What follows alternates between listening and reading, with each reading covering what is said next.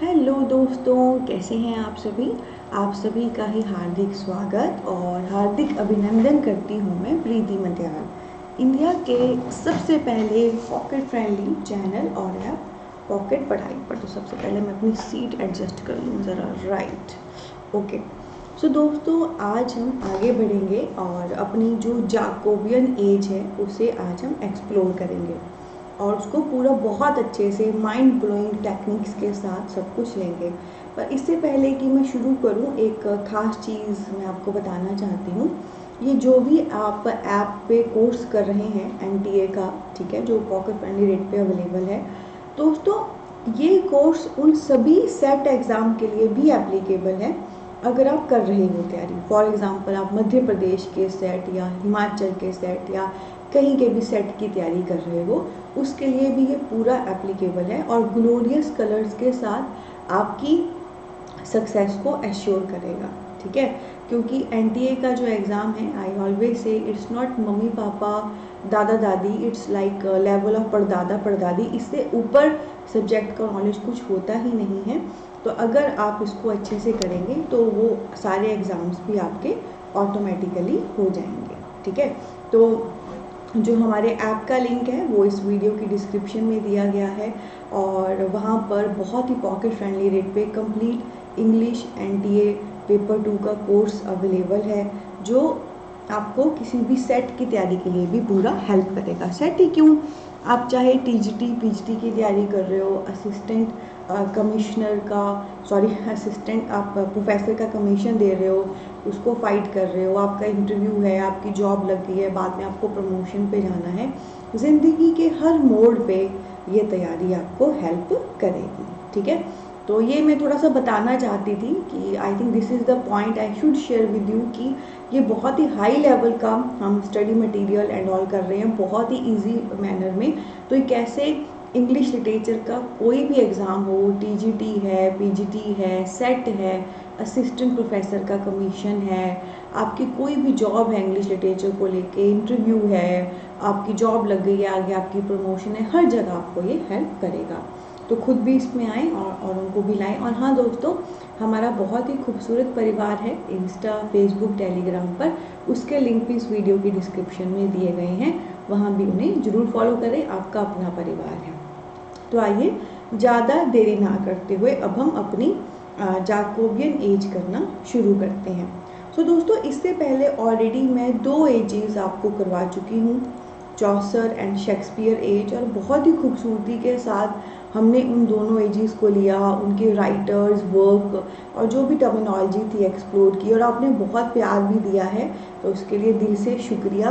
बहुत अच्छा लगता है, बहुत हौसला अफजाई होती है जब आप इतना रिकग्नाइज़ करते हैं और मेहनत को पसंद करते हैं, ठीक है। मैं बड़ी काफ़ी लंबी टॉक दे रही हूँ ना लेक्चर के शुरू में क्योंकि जब कभी हम कोई भी नई यूनिट या नई एज शुरू करते हैं तो आपको पता ही है, थोड़ा सा मैं साथ में जो मुझे लगता है गाइड करने वाला है मैं गाइड कर देती हूँ। सो दोस्तों, अब हम आगे बढ़ेंगे और अब हम करेंगे जाकोबियन एज। तो जैसे जो हमारी चौसर एज थी वो चौसर के नाम पे पड़ी थी एज, है ना। शेक्सपियरियन एज है एलिजाबेथन एज, क्योंकि उस समय एलिजाबेथन रानी थी, या शेक्सपियर हमारा जो था मेन राइटर था, तो पड़ी थी। वैसे दोस्तों, जाकोबियन एज की खास बात क्या है। जाकोबियन एज बेसिकली इस समय मेन राजा थे जेम्स वन, ठीक है, और उनका टाइम था रूलिंग का 1603 से 1625। तो उसी पे ही हमने जे से जेम्स वन, जे से जाकोबियन एज इसका पढ़ा, और जितने समय तक जेम्स वन राजा रहा 1603 से 1625 तक, वही इस एज का लाइफ स्पैन हो गया, ठीक है। तो इवन यहाँ पर भी आप देख सकते हैं कि राजा ही बताया गया है। तो ये राजा कौन है, ये राजा है जेम्स वन, जो 1603 से 1625 तक गद्दी पे बैठा, और उसी जे से जेम्स वन पे हमारा जे से जाकोबियन इरा आया, है ना। तो आपको पता ही है, जब कभी मैं कोई चीज़ पढ़ाती हूँ, कोई एज पढ़ाती हूँ, सबसे पहले आपको बताती हूँ कि इस एज का नाम कैसे पड़ा, ठीक है। तो जे से जेम्स वन राजा रहे थे 1603 से 1625 तक, तो उस समय के पीरियड को हमने जे से जाकोबियन एज कह दिया। याद रहेगा ना, ninja technique, J J James one and Jacobean. अब दोस्तों इस एज में हमने काफ़ी सारे राइटर्स एंड वर्क एक्सप्लोर करने हैं, और सबसे पहला जो मेजर राइटर हम इसमें लेंगे that is none other than Ben Jonson. नाम तो सुना होगा, ठीक है। तो ये फ़ोटो आपके सामने दिख रहा है, ये बेन जॉनसन का फ़ोटो है। ध्यान से देखिए इस फोटो को, घुंघराले से इनके बाल हैं, आंखों में एक गहराई दिख रही है ना। यू कैन जस्ट सी, आंखों में एक गहराई दिख रही है। सो दोस्तों ये हैं हमारे बेन जॉनसन, ठीक है। तो बेन जॉनसन ने बहुत सारे वर्क लिखे हैं, one of a prominent major writer है इंग्लिश लिटरेचर के। इनके बिना लिटरेचर हम इमेजिन नहीं कर सकते। तो सबसे पहले हम इनके खास पॉइंट्स लेंगे कुछ, जिसमें ओवरऑल इनका लिखने का स्टाइल, इनकी पर्सोना, पर्सनैलिटी और वर्क इंटरमिंगल होंगे, और उसके बाद एक एक करके इनके वर्क लेने शुरू कर देंगे।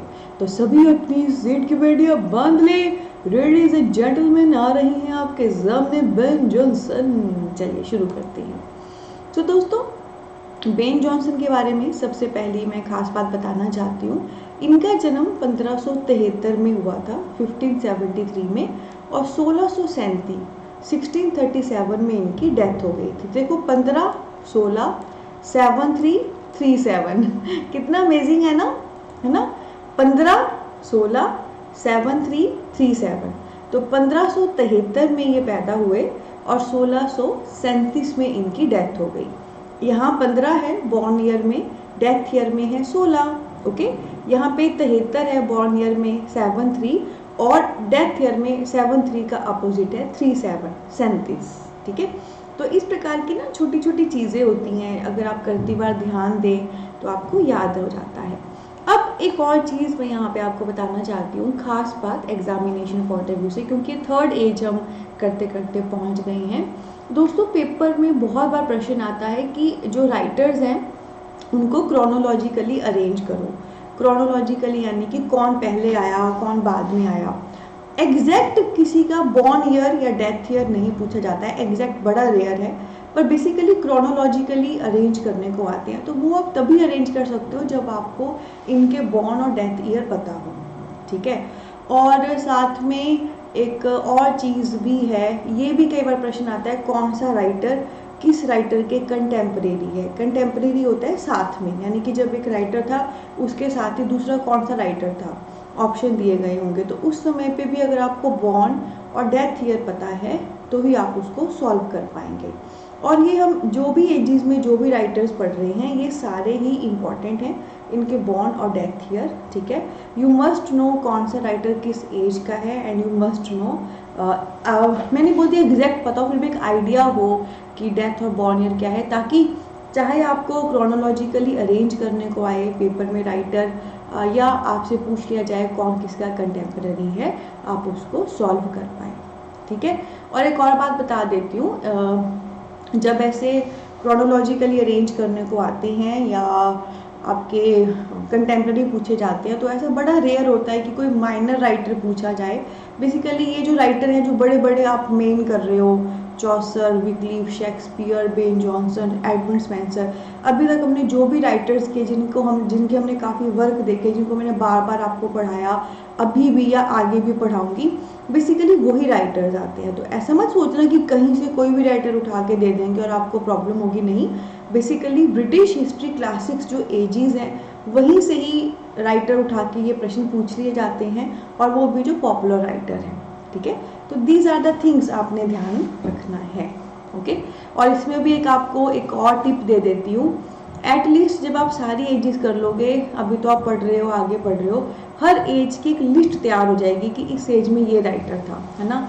मान लो एक राइटर मैंने आपको दिया चॉसर, एक मैंने आपको दिया शेक्सपियर, एक दिया मैंने आपको बेन जॉनसन, और मैंने आपको बोल दिया इनको क्रोनोलॉजिकली अरेंज करो। तो आपको पता है चॉसर सबसे पहले चॉसर एज में आया था तो वो सबसे पहले आएगा, फिर शेक्सपियर एलिजाबेथन एज में आया था, बेन जॉनसन जॉकोबियन में आया था। So at least if you know किस एज में कौन सा राइटर है, तो भी अगर वो राइटर्स क्रोनोलॉजिकली अरेंज करने को आ जाएं आप कर पाओगे, है ना।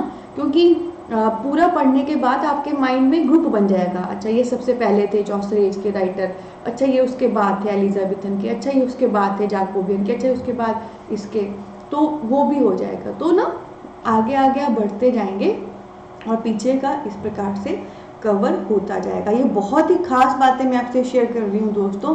ये सिर्फ एक ऐसा कोर्स नहीं है जो सिर्फ पढ़ा के निकल जाएगा, बल्कि आपको पूरा तैयार कराएगा इस लेवल पे कि आपको ये भी पता लगे किस प्रकार के प्रश्न आते हैं और उन प्रश्नों को सॉल्व करने की क्या स्ट्रैटेजी होती है तैयारी करती बार। ठीक है, चलिए अब आगे बढ़ते हैं।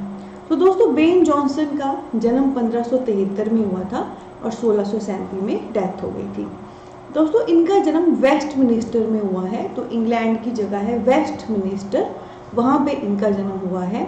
इन्होंने दोस्तों जन्म दिया था क्लासिज्म को ऑफ 18th सेंचुरी।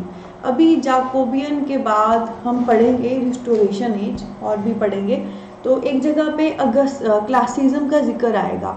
वो 18th सेंचुरी की खास चीज़ है क्लासिज्म, है ना। जैसे एलिजाबेथन एज में या शेक्सपियरन एज में ड्रामा आया था जिसको काइंड ऑफ शेक्सपियर से जुड़ा है, वैसे ही दोस्तों एक क्लासिज्म है, ये 18th सेंचुरी में आया था। इसको भी बर्थ, इसको जन्म बेन जॉनसन ने दिया है।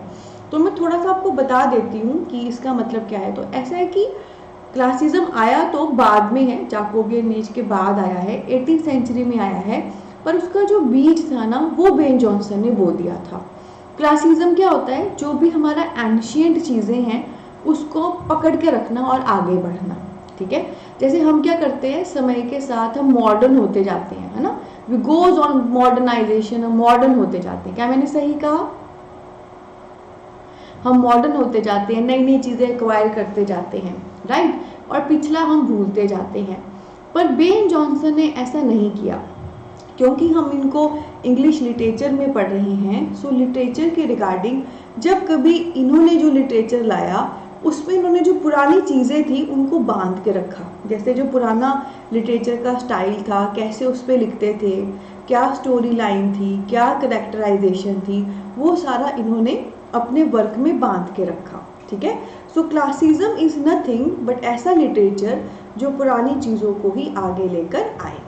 ठीक है जी, और क्लासिज्म बेसिकली आया था 18th सेंचुरी में, तब ये पूरा फ्लरिश में गया था। तब के जो भी राइटर्स थे या जो भी वर्क थे वो सारे क्लासिज्म बेस्ड थे मैक्सिमम, क्योंकि उनको पुराने को ही लेकर आना था एंड ऑल।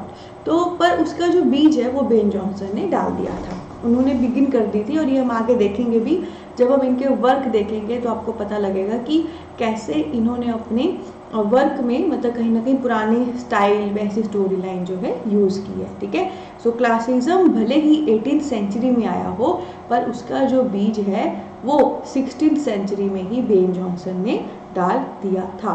और क्लासिज्म क्या होता है? क्लासिज्म होता है ऐसा लिटरेचर जिसमें जो ऑलरेडी पीछे की चीज़ें हैं हम उनको वापस लेकर आते हैं, story line, characterization and all.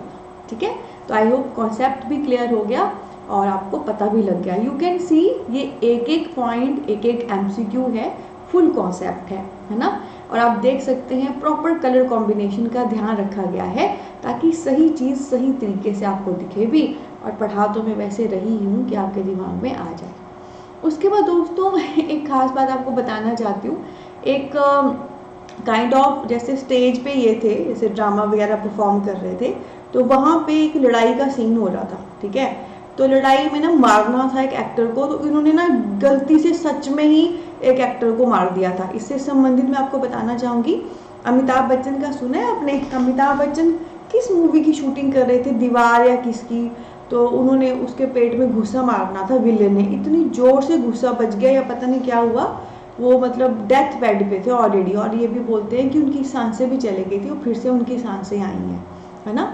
तो मतलब रियलिटी में वो सीन हो गया। तो वो एक स्टेज पे थे और एक डुएल हो रहा था, मतलब लड़ाई हो रही थी, और एक्टर को झूठ मूठ का मारना था, पर उन्होंने बड़ी जोर से मार दिया है क्या, वो एक्टर सच में मर गया। पर हुआ क्या, जो क्लर्की थी उसका बेनिफिट उनको मिला, मतलब जिस डिपार्टमेंट से वो समहाउ उनके रिलेशन थे, होते हैं ना कई बार आपके अच्छे संबंध होते हैं किसी जगह से, उसकी वजह से वो बच निकले, अदरवाइज उनकी पूरी ज़िंदगी बर्बाद हो जाती। कुछ सोचो कि बंदा ही मार दिया उन्होंने।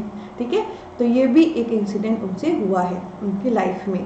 क्लर्की दोस्तों बेसिकली जो चर्च होते हैं उससे संबंधित होता है क्लर्की का जॉनर, जो चर्च यानी कि रिलीजियस लेवल पे वहाँ पे चीज़ें हैंडल करते हैं, तो उनके साथ इनके बहुत अच्छे रिलेशन थे, उनका बेनिफिट इनको हुआ और ये बच के निकल गए।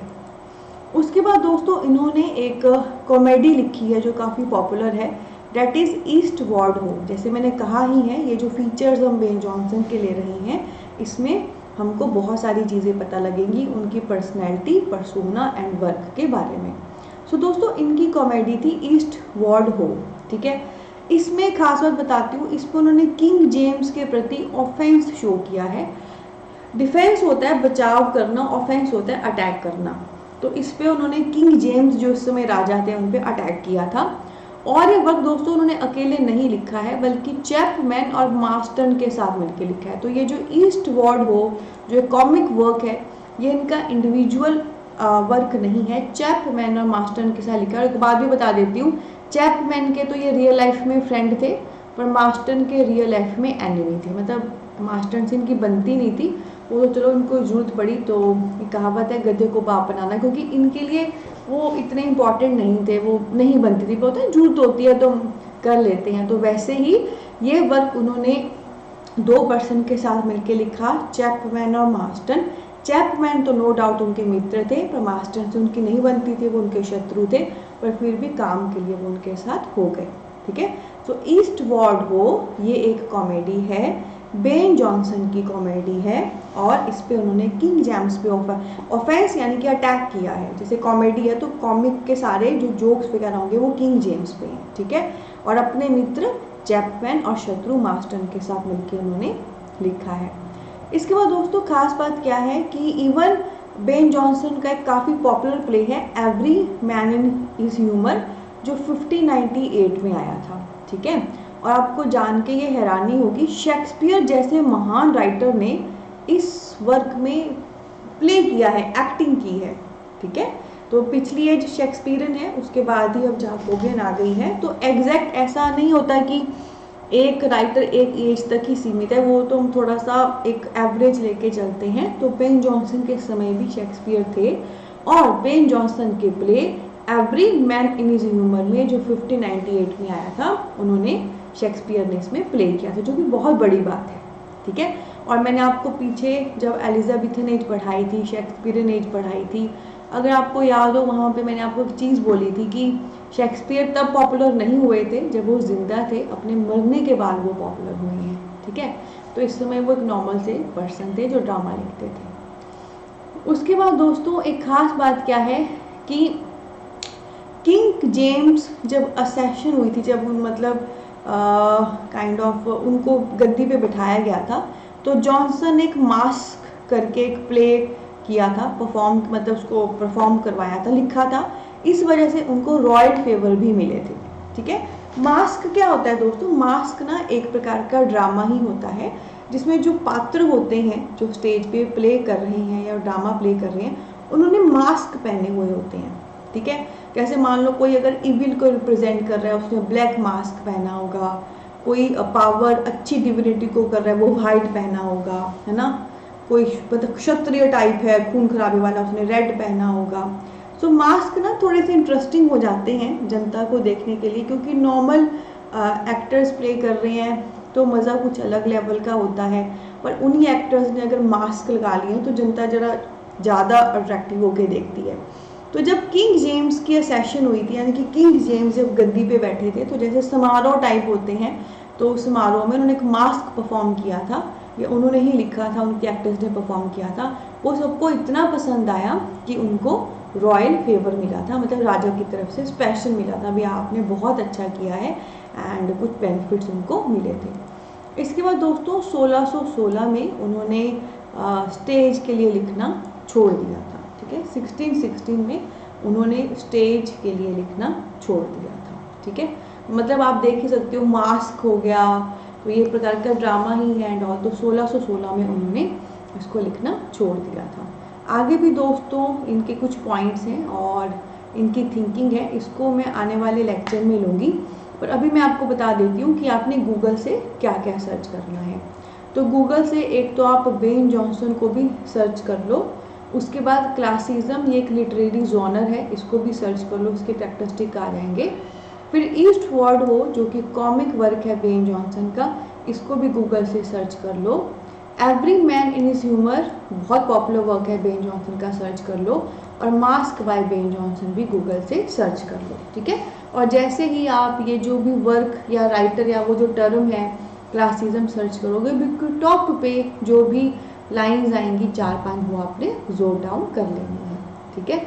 और अभी बेन जॉनसन पे काफ़ी लेक्चर्स आएंगे, अभी तो हम फीचर्स ही कर रही हैं, और फीचर्स लेंगे, इनकी थिंकिंग लेंगे और इनके सारे वर्क एक्सप्लोर करेंगे। तो मैं साथ साथ में ही आपको बताते जाऊंगी कि आपने क्या क्या गूगल से करना है, ठीक है। 4 स्टेप है ना, क्लास का पढ़ना, फिर गूगल से करना, उसके बाद RS मल्लिक के MCQ जो मैंने आपको ऐप पे दिए हैं वो करने, और चौथे नंबर पे उस MCQ में कोई भी चीज़, कोई भी term, concept, theory, writer, work आपको ऐसा लगे कि नहीं हो पा रहा है तो मतलब आपने अभी तक भी नहीं पढ़ा है, क्लास का पढ़ने के बाद, गूगल से देखने के बाद, MCQ करने के बाद, उसको भी आपने गूगल कर लेना है। दोस्तों इससे ऊपर कोई भी तैयारी नहीं है, इसके ऊपर आपको कोई भी पैसे खर्च नहीं करने हैं। वो कहावत है, हिंग लगे ना फटकरी, ठीक है। तो आप इंडिया के ऐसे पहले ऐसे प्लेटफॉर्म पे पढ़ रहे हो जो मेक श्योर करता है कि दिन के बस 1 कप चाय के पैसे आपके लगे और आपकी तैयारी हो इतनी शानदार जानदार कि आप ग्लोरियस कलर्स के साथ अपना एग्ज़ाम क्लियर करें। और वो तो मैंने बता ही दिया है कि ये कोर्स NTA को लेकर, किसी भी स्टेट के सेट को लेकर, MPhil PhD एंट्रेंस को लेकर, TGT PhD को लेकर हर जगह आपको हेल्प करेगा, ठीक है। तो इसी नोट पे लेती हूँ अलविदा।